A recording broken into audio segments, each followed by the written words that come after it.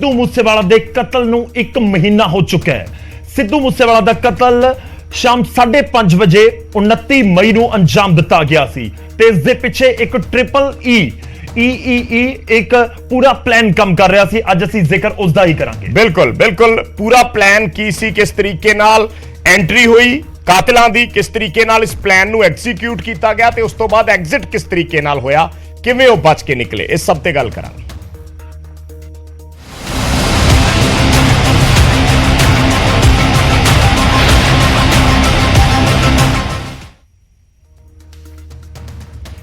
जी हां, triple E अज असीं जिक्र ट्रिपल ई दा करांगे। दरअसल ट्रिपल ई दा मतलब की है? ट्रिपल ई दा मतलब है कि एक एंट्री हुंदी है जदों सिद्धू मूसेवाला दा कतल करन दी पूरी प्लानिंग घड़ी जांदी है, उस तो बाद एग्जीक्यूशन हुंदी है, किस तरीके नाल उस वारदात नूं अंजाम दिता जांदा है ते उस तो बाद एग्जिट हुंदा है, यानी कि उत्थों बच के किवें निकलिया जांदा है। असीं इन्हां तिन्नां ईज दे उत्ते ही अज गौर करन दी कोशिश करांगे कि आखिर जो सिद्धू मूसेवाला दा कतल होया वो किस तरीके नाल प्लान किया गया सी।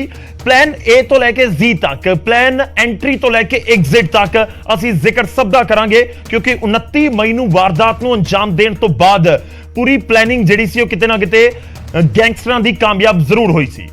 बिल्कुल 29 मई नूं यह घटना वापरी सी। अज 29 जून है, 1 महीना हो चुका है। सारे 29 मई नूं उस दिन बेखबर सी जदों अचानक एक खबर आई ते मूसेवाला ते गोलियां चलन दी चर्चा शुरू हुई। फिर खबर आउंदी है कि मूसेवाला नहीं रहे, पिंड मूसा दे नेड़े जवारके दी फिरनी ते मूसेवाला ते गोलियां चलाईयां गईयां। 1 2 नहीं सगों 6 शूटरां ने मूसेवाला नूं गोलियां नाल विन दिता ते कतल करन वाले अचानक नहीं आए सी। कतल दे पिछे एक पूरी प्लानिंग सी ते ये प्लानिंग कई महीनों तो चल रही सी। जी हाँ, कतल करने वाले ने पूरी प्लानिंग की थी। आप सारे जानते हैं 1 महीने के तत्थ सारे सामने आ चुके हैं कि किस तरीके नाल रेकी की गई, उस तो बाद हथियारों तो लैके अगे किस तरीके नाल वारदात नूं अंजाम दिता गया ते फिर उत्थों भज्जण तक का भी पूरा प्लान तैयार किया गया सी और कई गड्डियां कई लोगों का इस्तेमाल इस दे विच किया गया। पर मास्टरमाइंड तो लैके पूरा प्लान तुहानूं दस्सांगे। मैं शुरुआत करन जा रहा, सब तो पहला असीं एंट्री का जिक्र करांगे कि एंट्री किस तरीके नाल हुंदी है। एंट्री एग्जीक्यूट ते उस तो बाद एग्जिट। शुरुआत एंट्री दे नाल। एंट्री हुंदी है संदीप केकड़ा जो कि रेकी करता है कि किस तरीके नाल एंट्री की जाती है। संदीप केकड़ा एंट्री करता है तो उत्थों ही एंट्री करके इस पूरे वारदात की शुरुआत होती है, या कहिए कि जी प्लानिंग है उत्थों ही शुरू होती है। बिल्कुल बिल्कुल प्लानिंग इस तो पहला बन चुकी सी, पर केकड़ा नूं जिम्मेवारी दी गई सी उन्हां कातलां दी एंट्री दी। एंट्री उससे तो बाद हुई जदों केकड़ा ने जानकारी दी कि सिद्धू अपने घरों इकल्ले निकले ने, बलदेव निक्कू नाल सी और गुरिंदर गोरा जिहदे कोल ठहरदे सी।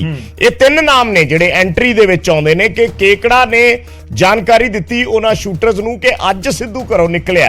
केकड़ा दी ड्यूटी बहुत दिन पहला दी लगी हुई सी गौरव, पर केकड़ा ने मौका जिहड़ा उन्हां नूं चाहीदा सी जिस दिन सिक्योरिटी नाल ना होवे, या कहिए कि उस दिन मूसेवाला की किस्मत माड़ी सी, या बंदा ये कह सकता है उस मौके ते कि वो बिना सिक्योरिटी तो अपने घरों निकले ते केकड़ा ने यह जानकारी जिहड़ी सी ये शूटरां तक पहुंचाई जिहड़े आस-पास घूम रहे सी। तो एंट्री दे चेहरे किहड़े ने कि एंट्री जदों सिद्धू मूसेवाला कतल केस की पूरी प्लानिंग की गई, इस तरीके नाल एंट्री इस पूरे मामले दे विच की जाती है तो 3 चेहरे साफ तौर पर नजर आते हैं। संदीप केकड़ा, विजय संदीप केकड़ा किते ना किते इस पूरी प्लानिंग दे विच एक बहुत बड़ा मोहरा है जिसदे विचों रेकी की गई।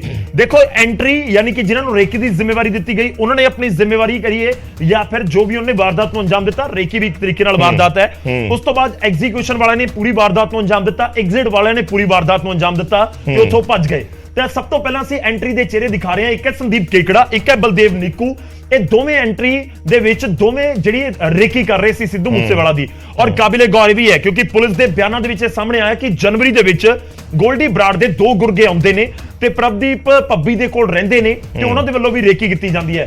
पर संदीप केकड़ा तां अजिहा सी जिसने पल पल दी अपडेट दी। संदीप केकड़ा अजिहा सी जिहड़ा सिद्धू मूसेवाला दा बन जांदा। बिल्कुल। और गुरिंदर गोरा जिस दे कोले रह रहे सी ते एंट्री दे ओ चेहरे ने जिन्हां दे वल्लों सिद्धू दे कतल दी पूरी जिहड़ी प्लानिंग सी उसनूं कामयाब करवाउण वाले पासे कदम बढ़ाए। बहुत बड़ा रोल इन्हां दा है। इत्थों शुरू होया। संदीप केकड़ा ने जानकारी दी जिहड़ी गौरव 15,000 रुपए की गल आई, क्योंकि वो नशेड़ी सी और उन्होंने उन्होंने 15,000 रुपए दिते।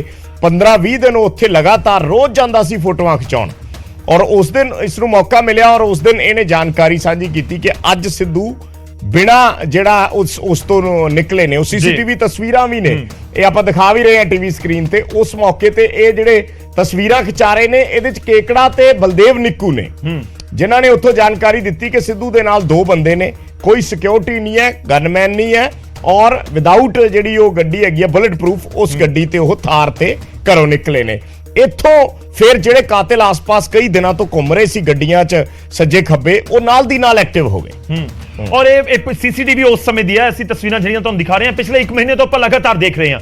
ਅੱਜ ਅਸੀਂ ਤੁਹਾਨੂੰ ਪੂਰਾ ਮਾਮਲਾ ਇਕੱਠਾ ਕਰਕੇ ਸਮਝਾਉਣ ਦੀ ਔਰ ਦਿਖਾਉਣ ਦੀ ਕੋਸ਼ਿਸ਼ ਕਰਾਂਗੇ ਕਿ ਜਿਹੜੀਆਂ ਤਸਵੀਰਾਂ ਸਾਹਮਣੇ ਆਈਆਂ, ਜਿਸ ਤਰੀਕੇ ਨਾਲ ਪਿੱਛਾ ਕੀਤਾ ਗਿਆ, ਤੇ ਉਹਨਾਂ ਦੇ ਵਿੱਚੋਂ ਇੱਕ ਤਸਵੀਰ ਇਹ ਹੈ ਕਿ ਜਦੋਂ ਸਿੱਧੂ ਮੂਸੇਵਾਲਾ ਸ਼ਾਮ ਨੂੰ 5 ਵਜੇ ਕਰੀਬ 5 ਵਜੇ ਆਪਣੇ ਘਰ ਤੋਂ ਨਿਕਲਦੇ ਨੇ, ਤਾਂ ਉਸ ਸਮੇਂ ਦੀਆਂ ਸੀਸੀਟੀਵੀ ਤਸਵੀਰਾਂ ਨੇ। ਆਮ ਤੌਰ ਤੇ ਸਿੱਧੂ ਜਦੋਂ ਘਰੋਂ ਨਿਕਲਦੇ ਸੀ ਤਾਂ ਬਾਹਰ ਉਹਨਾਂ ਦੇ ਫੈਨਸ ਪਹਿਲਾਂ ਤੋਂ ਹੀ ਇਕੱਠੇ ਹੋ ਰੱਖੇ ਹੁੰਦੇ ਸੀ, ਇਸ ਕਰਕੇ ਇਹ ਪਹਿਲਾ ਮੌਕਾ ਨਹੀਂ ਸੀ ਕਿ ਸਿੱਧੂ ਦੀ ਗੱਡੀ ਉੱਥੇ ਰੋਕ ਲਈ ਗਈ ਹੋਵੇ ਜਾਂ ਸਿੱਧੂ ਉੱਥੇ ਰੁਕ ਗਏ ਹੋਣ।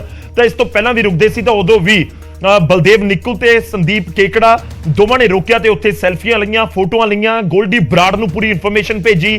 ਗੋਲਡੀ ਬਰਾੜ ਲਗਾਤਾਰ ਪ੍ਰਿਯਵਰਤ ਫੌਜੀ ਦੇ ਕਈ ਵਾਰ ਫੋਨ ਤੇ ਗੱਲ ਵੀ ਹੋਈ, ਉਸ ਮੌਕੇ ਤੇ ਕੇਕੜਾ ਦੀ ਵੀ ਗੋਲਡੀ ਬਰਾੜ ਦੇ ਨਾਲ ਗੱਲ ਹੋਈ। ਬਿਲਕੁਲ, ਔਰ ਪੂਰੀ ਇਨਫੋਰਮੇਸ਼ਨ ਸੀ ਕਿ ਇੱਕ ਪੁਆਇੰਟ ਪੂਰੀ ਜੋ ਆਪਾਂ ਜ਼ਿਕਰ ਪਹਿਲਾਂ ਵੀ ਕਰ ਰਹੇ ਸੀ ਕਿ ਜਿਹੜੇ ਕੇਕੜੇ ਦੇ ਵੱਲੋਂ ਸੈਲਫੀ ਉੱਥੇ ਲਈ ਗਈ ਹੈ, ਤਾਂ ਉਹ ਸੈਲਫੀ ਕਿਤੇ ਨਾ ਕਿਤੇ ਇਸ ਤਰੀਕੇ ਨਾਲ ਵੀ ਉਸ ਨੂੰ ਪੁਲਿਸ ਦੇਖ ਰਹੀ ਹੈ ਕਿ ਇਹ ਸੈਲਫੀ ਦੇ ਜ਼ਰੀਏ ਕੱਪੜੇ ਵੀ ਦੱਸੇ ਗਏ ਨੇ ਕਿ ਜਿਸ ਸ਼ਖਸ ਨੂੰ ਟਾਰਗੇਟ ਕਰਨਾ ਉਸਨੇ ਸੈਲਫੀ ਉਸਨੇ ਭੇਜੀ ਗੋਲਡੀ ਬਰਾੜ ਨੂੰ। ਤਾਂ ਇਹ ਐਂਟਰੀ ਇਸ ਤਰੀਕੇ ਨਾਲ ਹੁੰਦੀ ਹੈ। ਤਾਂ ਪੁਆਇੰਟ ਨੰਬਰ 1 ਆਉਂਦਾ ਹੈ ਕਿ ਐਂਟਰੀ ਜੇ ਗੋਲਡੀ ਬਰਾੜ ਤੇ ਲਾਰੈਂਸ ਬਿਸ਼ਨੋਈ ਜਿਨ੍ਹਾਂ ਦੇ ਉੱਤੇ ਇਲਜ਼ਾਮ ਲੱਗ ਰਹੇ ਨੇ ਕਿ ਉਹਨਾਂ ਨੇ ਪੂਰੀ ਪਲੈਨਿੰਗ ਨੂੰ ਘੜਿਆ ਰਚਿਆ, ਉਸ ਦੇ ਵਿੱਚ ਅਨਮੋਲ ਬਿਸ਼ਨੋਈ ਤੇ ਸਚਿਨ ਥਾਪਨ ਉਸ ਦੇ ਵਿੱਚ ਹੈਗੇ ਨੇ, ਤਾਂ ਉਹਨਾਂ ਦੇ ਵਿੱਚ ਕੇਕੜੇ ਨੂੰ ਜਿਹੜੀ ਜ਼ਿੰਮੇਵਾਰੀ ਦਿੱਤੀ ਗਈ ਸੀ। ਬੇਸ਼ੱਕ ਕੇਕੜਾ ਹੁਣ ਕਹਿ ਰਿਹਾ ਕਿ ਮੈਨੂੰ ਤਾਂ ਦੱਸਿਆ ਨਹੀਂ ਕਿ ਕਤਲ ਕਰਨਾ ਹੈ, ਕਹਿ ਰਹੇ ਸੀ ਕਿ ਕੁੱਟਣਾ ਹੈ ਤੇ 15,000 ਰੁਪਏ ਮੈਨੂੰ ਸਿਰਫ ਦਿੱਤਾ ਗਿਆ। ਤਾਂ ਕੇਕੜੇ ਨੂੰ ਜਿਹੜੀ ਇੱਕ ਪੂਰੀ ਜ਼ਿੰਮੇਵਾਰੀ ਦਿੱਤੀ ਗਈ ਸੀ, ਉੱਥੇ ਕੇਕੜੇ ਨੇ ਪੂਰਾ ਕੇਸ ਜਾਂ ਪੂਰਾ ਇਹ ਵਾਰਦਾਤ ਨੂੰ ਅੱਗੇ ਜ਼ਰੂਰ ਪੁਸ਼ ਕਰ ਦਿੱਤਾ ਔਰ ਜਿਹੜੇ ਕਾਤਲ ਸੀ ਉਹਨਾਂ ਦੇ ਲਈ ਬਹੁਤ ਸਾਰੀਆਂ ਚੀਜ਼ਾਂ ਆਸਾਨ ਕਰ ਦਿੱਤੀਆਂ ਤਸਵੀਰਾਂ ਦੇ ਜ਼ਰੀਏ ਕਿ ਸਿੱਧੂ ਕਿੱਥੇ ਆ ਰਿਹਾ ਹੈ, ਕਿਵੇਂ ਜਾ ਰਿਹਾ। ਤਾਂ ਕੁਝ ਐਂਟਰੀ ਦੇ ਇਹ ਚਿਹਰੇ ਨੇ, ਮੋਹਰੇ ਨੇ, ਜਿਨ੍ਹਾਂ ਦੇ ਵੱਲੋਂ ਸਿੱਧੂ ਮੂਸੇਵਾਲਾ ਦੇ ਕਤਲ ਵਾਲੇ ਦਿਨ ਜਿਹੜੀ ਐਂਟਰੀ ਹੁੰਦੀ ਹੈ ਇਹ ਕਾਤਲਾਂ ਦੀ, ਉਹ ਇਹਨਾਂ ਚਿਹਰਿਆਂ ਦੇ ਜ਼ਰੀਏ ਹੁੰਦੀ ਹੈ। ਉਹਨਾਂ ਦੇ ਵਿੱਚ ਇੱਕ ਕੇਕੜਾ, ਨਿੱਕੂ ਤੇ ਗੁਰਿੰਦਰ ਗੋਰਾ ਇਸ ਕਰਕੇ ਕਿਉਂਕਿ ਇਹਨਾਂ ਦੇ ਕੋਲ ਹੀ ਆ ਕੇ ਕੇਕੜਾ ਤੇ ਨਿੱਕੂ ਰੁਕੇ ਸੀਗੇ। ਬਿਲਕੁਲ, ਇਹ ਐਂਟਰੀ ਮੇਨ 3 ਜਣਿਆਂ ਦੇ ਨਾਮ ਨੇ ਜਿਨ੍ਹਾਂ ਨੇ ਇਸ ਪੂਰੀ ਵਾਰਦਾਤ ਨੂੰ ਅੱਗੇ ਸ਼ੂਟਰਾਂ ਤੱਕ ਪਹੁੰਚਾਉਣ ਦੇ ਵਿੱਚ ਸਭ ਤੋਂ ਵੱਡਾ ਲਿੰਕ ਜਿਹੜਾ ਸੀ, ਇਹ 3 ਨਾਮ ਬਣੇ, ਕੇਕੜਾ, ਨਿੱਕੂ ਤੇ ਗੋਰੇ ਕੋਲੇ, ਕਿਉਂਕਿ ਉਹ ਰੁਕਦੇ ਸੀ ਮੇਨ ਉਸ ਮੌਕੇ ਤੇ ਦੋਵਾਂ ਨੇ ਤਸਵੀਰਾਂ ਖਿਚਾਈਆਂ ਸੀ। ਹੁਣ ਅੱਗੇ ਵਧਦੇ ਹਾਂ, ਐਂਟਰੀ ਤੋਂ ਬਾਅਦ ਗੱਲ ਕਰਾਂਗੇ ਐਗਜ਼ੀਕਿਊਸ਼ਨ ਦੀ, ਯਾਨੀ ਕਿ ਜੋ ਵਾਰਦਾਤ ਨੂੰ ਅੰਜਾਮ ਦਿੱਤਾ ਗਿਆ। ਐਂਟਰੀ ਯਾਨੀ ਕਿ ਜਿਨ੍ਹਾਂ ਨੇ ਪੂਰਾ ਆਪਣਾ ਰੇਕੀ ਕਰਕੇ ਦੱਸ ਦਿੱਤਾ ਕਿ ਅੱਜ ਸਿੱਧੂ ਮੂਸੇਵਾਲਾ ਥਾਰ ਦੇ ਵਿੱਚ ਆਪਣੀ ਬੁਲੇਟ ਪ੍ਰੂਫ ਗੱਡੀ ਦੇ ਵਿੱਚ ਨਹੀਂ ਹੈ।